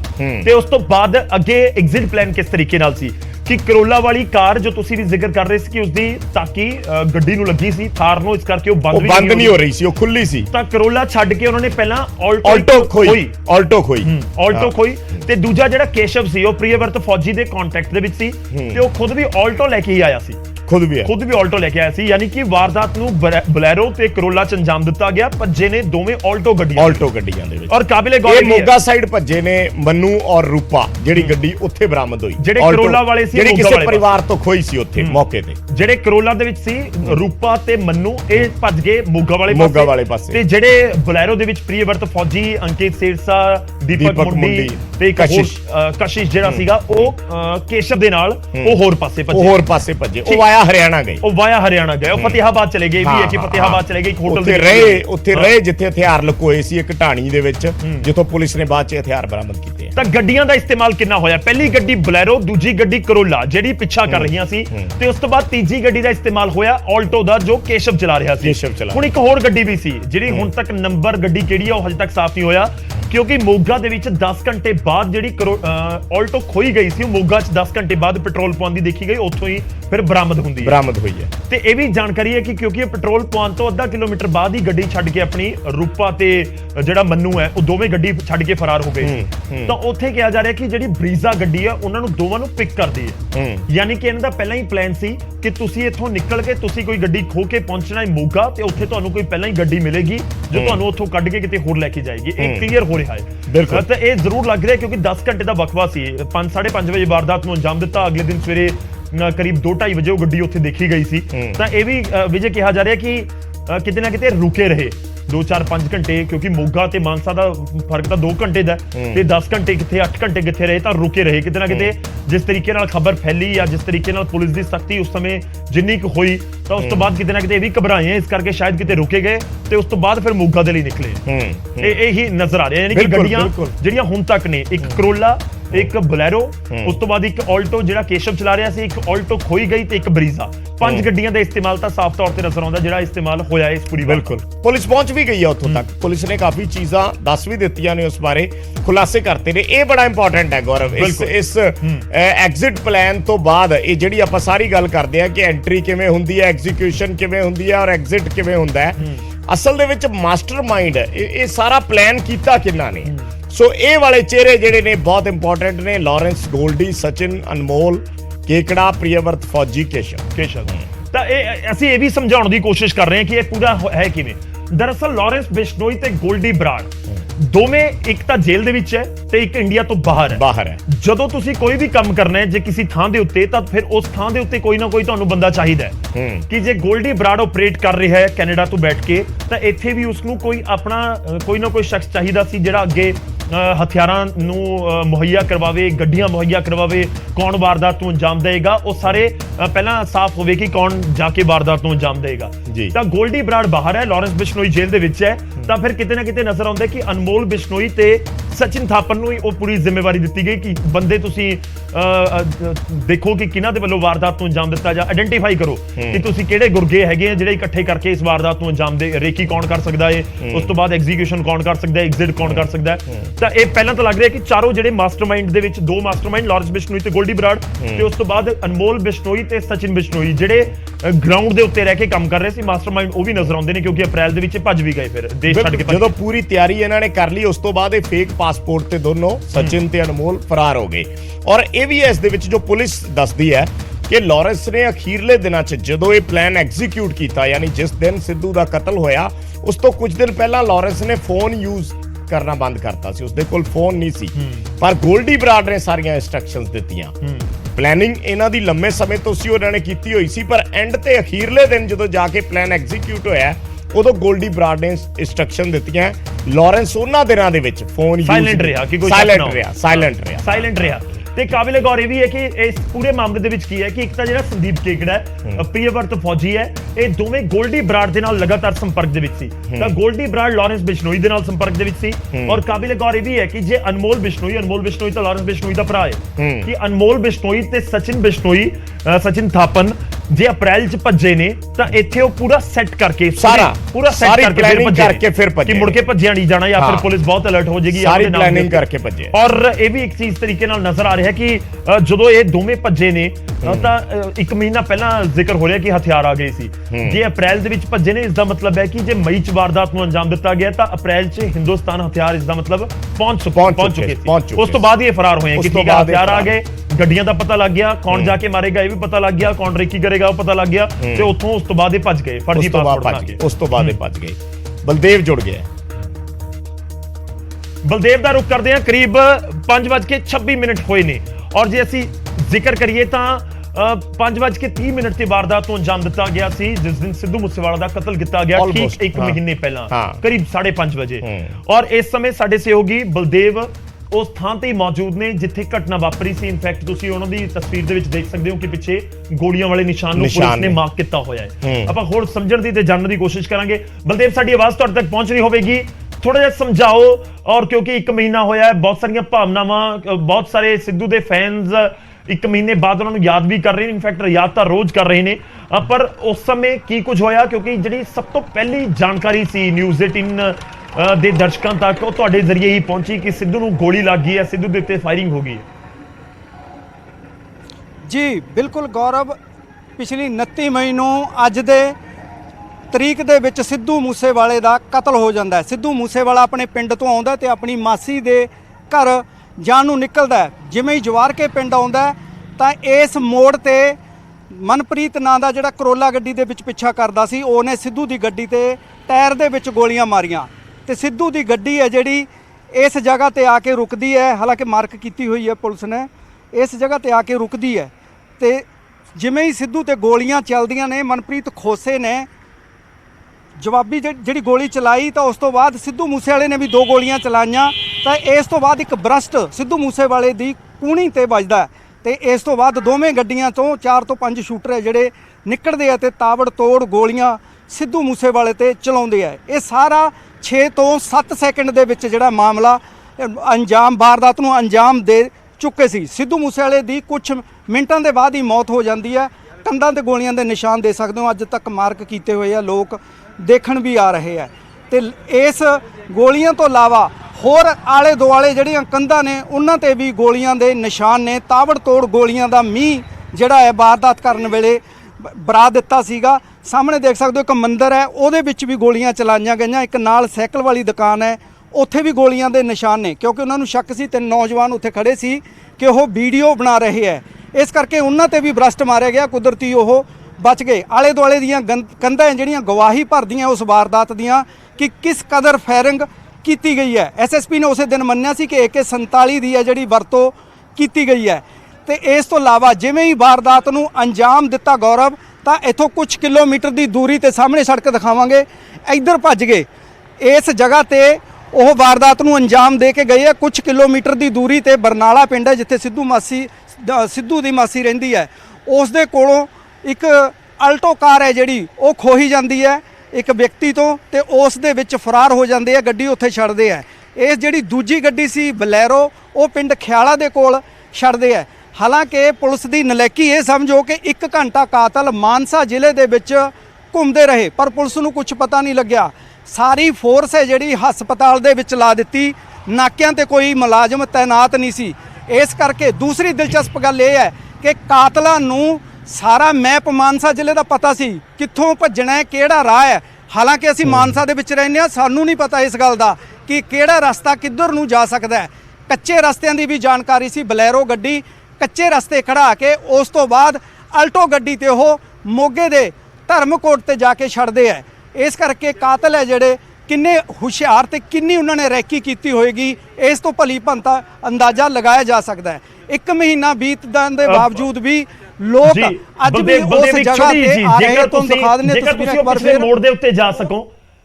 ਮੈਂ ਇਹ ਤੁਹਾਨੂੰ ਰਿਕੁਐਸਟ ਜ਼ਰੂਰ ਕਰਾਂਗਾ ਜੇਕਰ ਤੁਸੀਂ ਉਸ ਮੋੜ ਦੇ ਉੱਤੇ ਜਾ ਸਕੋ ਜਿਸ ਵਾਲੇ ਪਾਸੇ ਤੋਂ ਗੱਡੀਆਂ ਆਈਆਂ ਸੀ, ਜਿੱਥੋਂ ਸੀਸੀਟੀਵੀ ਦੇ ਵਿੱਚ ਰਿਕਾਰਡ ਹੋਇਆ, ਸੀਸੀਟੀਵੀ ਦੇ ਵਿੱਚ ਦਿਖਾਉਂਦੇ ਆ, ਜੇ ਉਸ ਵਾਲੇ ਮੋੜ ਤੱਕ ਤੁਸੀਂ ਜਾ ਸਕੋ। ਦੱਸਣਾ ਚਾਹਾਂਗਾ ਕਿ ਇਹ ਜਿਹੜਾ ਮੋੜ ਹੈ ਇਹ ਮਾਨਸਾ ਤੋਂ ਆਉਂਦਾ ਹੈਗਾ, ਇਹ ਮਾਨਸਾ ਵੱਲ ਮੁੜਦਾ ਹੈਗਾ ਤੇ ਇੱਥੋਂ ਹੀ ਸਿੱਧੂ ਮੂਸੇਵਾਲਾ ਜਿਹੜਾ ਇਸ ਰਸਤੇ ਤੇ ਆਇਆ ਸੀ 5:10 ਤੇ ਆਪਣੇ ਘਰੋਂ ਨਿਕਲਿਆ ਸੀਗਾ ਤੇ ਉਹ ਗੱਡੀਆਂ ਜਿਹੜੀਆਂ ਉਹ ਇੱਕ ਸੈਲਰ ਦੇ ਕੋਲੋਂ ਉਸ ਦਾ ਪਿੱਛਾ ਕਰਦੀਆਂ। ਹਾਲਾਂਕਿ ਸਿੱਧੂ ਮੂਸੇਵਾਲੇ ਨੂੰ ਉਸ ਗੱਲ ਦਾ ਪਤਾ ਲੱਗ ਗਿਆ ਸੀ ਕਿ ਕੋਈ ਪਿੱਛਾ ਕਰ ਰਿਹਾ ਹੈ, ਪਰ ਉਸਨੇ ਆਪਣੇ ਦੋਸਤਾਂ ਨੂੰ ਕਿਹਾ ਕਿ ਫੈਨ ਨੇ ਫੋਟੋ ਖਿਚਾ ਕੇ ਵਾਪਸ ਚਲੇ ਜਾਣਗੇ।